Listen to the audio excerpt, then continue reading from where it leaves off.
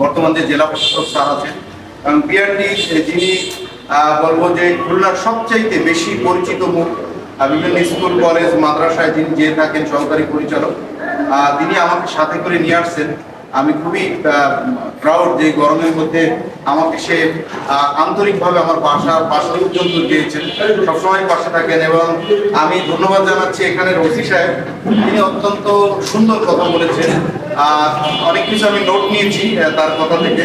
এবং ফায়ার সার্ভিসের টিআই যিনি আছেন, আমি সবার বক্তব্যই শুনেছি। আমার 30 সেকেন্ড শেষ, তবে আমি যেটা বলতে চাই 38 সেকেন্ডে আত্মসমালোচনা করতে চাই। আমরা শুধু এর দোষারদোষী করি, বস্তুত পক্ষে আমরা যারা এখানে আছি, আমরা কি আমাদের সঠিকভাবে দায়িত্ব পালন করছি কিনা। প্রায় আমার কাছে ফোন আসে নগর কমিটির, ভাই আমার গাড়ি ধরছে পুলিশ সারাই। তো আমি আসলে খুবই লজ্জায় পড়ি, আমার নিরাপদ সড়ক চাইল, আমি এটা রেকর্ড রাখতে পারবো। আপনার রিয়াজ কাঞ্চন ভাইকে আমি নালিশ করেছি এই বিষয়টি। আমরা যদি ভালো হই তাহলে 64 ডিস্ট্রিক্টে প্রায় 120টি 25টি কমিটি আছে, বড় একটা ভালো টিম হয়ে যায়। আমি কেন ফোন দেবো প্রেসিডেন্টকে যে আপনি এই করেন, কম করেন, বেশি করেন? ওনার তো রাষ্ট্র দায়িত্ব।